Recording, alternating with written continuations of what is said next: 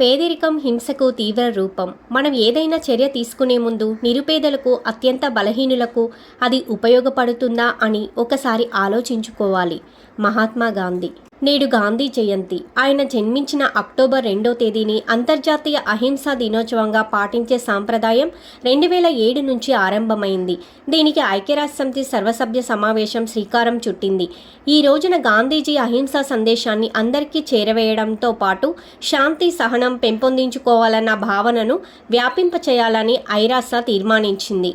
మహాత్ముడు సత్యం, అహింసలను కేవలం హితబోధలుగానే చూడలేదు. వాటిని ఆచరణాత్మకమైనవిగా పరిగణించి ప్రయోగాలు చేశారు. సత్యం, శాంతి ఒకే నాణ్యానికి రెండు పార్శ్వాలుగా భావించారు. బ్రిటిష్ వలస పాలకులపై అహింసాయుతంగా పోరాడి స్వాతంత్ర్యం సాధించడానికి దేశ ప్రజలను ఒక్క తాటిపై నడిపించారు. న్యాయమైన లక్ష్యాలను న్యాయమైన పద్ధతుల్లోనే సాధించవచ్చని ప్రపంచానికి చూపించారు.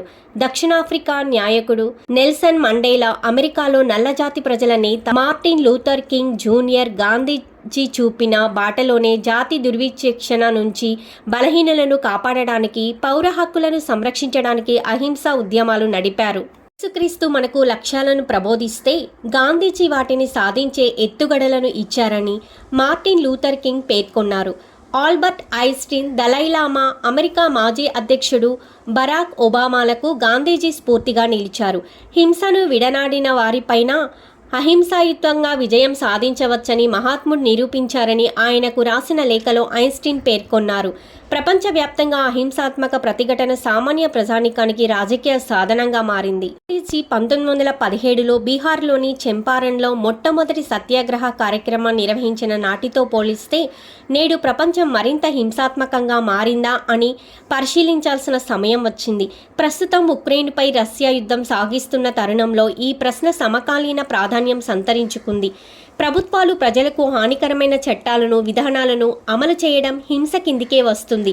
ఆర్థిక శాంతి వ్యవహారాల సంస్థ రూపొందించిన అంతర్జాతీయ శాంతి చూసి ప్రపంచ దేశాలలో శాంతి హింసల తీరుతెన్నులకు అద్దం పడుతోంది.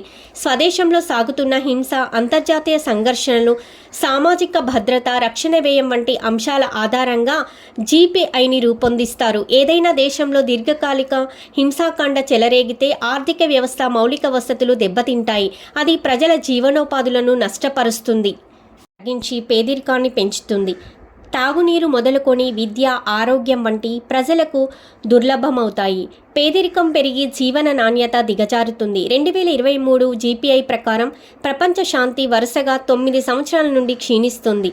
ప్రపంచంలో అత్యంత శాంతియుత దేశంగా డెన్మార్క్, ఐర్లాండ్, న్యూజిలాండ్ విలసిల్లుతున్నాయి. ఈ దేశాలలో నేరాల రేటు తక్కువగా ఉండడమే కాదు, విద్య, ఆరోగ్య, సామాజిక సంక్షేమ వ్యవస్థలు ఎంతో పటిష్టంగా ఉన్నాయి. కార్మికులకు న్యాయమైన వేతనం, ఆదాయపరంగా సమానత్వం, మానవ హక్కుల రక్షణ, సామాజిక ఆర్థిక వర్గాల మధ్య సామరస్యత ఈ దేశాల విశిష్టత.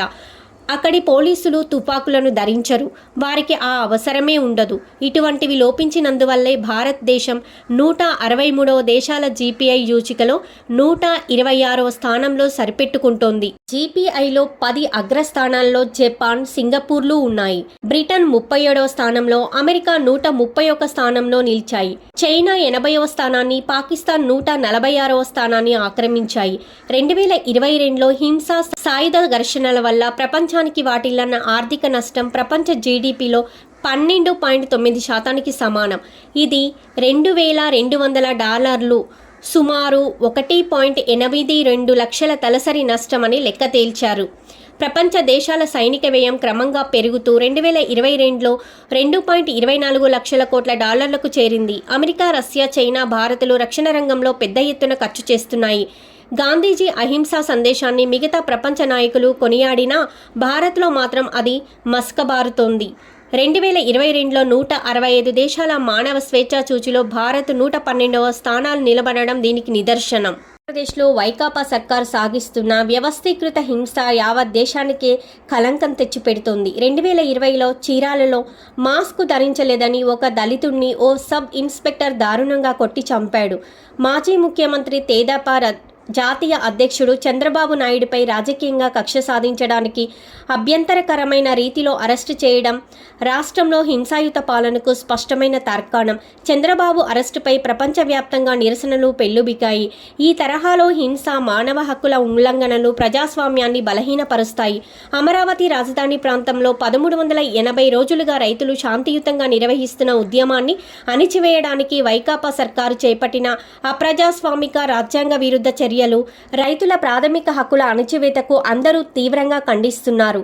అమరావతి ప్రాంతంలో ప్రజల రాకపోకలపై, శాంతియుత ప్రదర్శనలపైన పోలీసులు విధించిన ఆంక్షలను 2020లో హైకోర్టు ఆక్షేపించింది. ప్రదర్శనకారులపై దౌర్జన్యానికి పాల్పడిన పోలీసుల మీద చర్యలు తీసుకోవాలని ఆదేశించింది.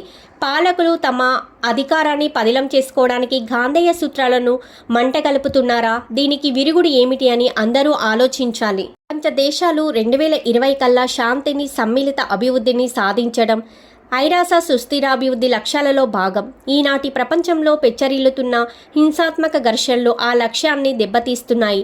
ఇలాంటి ఘర్షణలో మరణించిన వారి సంఖ్య 2020లో రెట్టింపైంది. పేదరికం పెరిగిందంటే సమాజం నైతికంగా పతనమైనట్లే అని మహాత్ముడు హెచ్చరించాడు.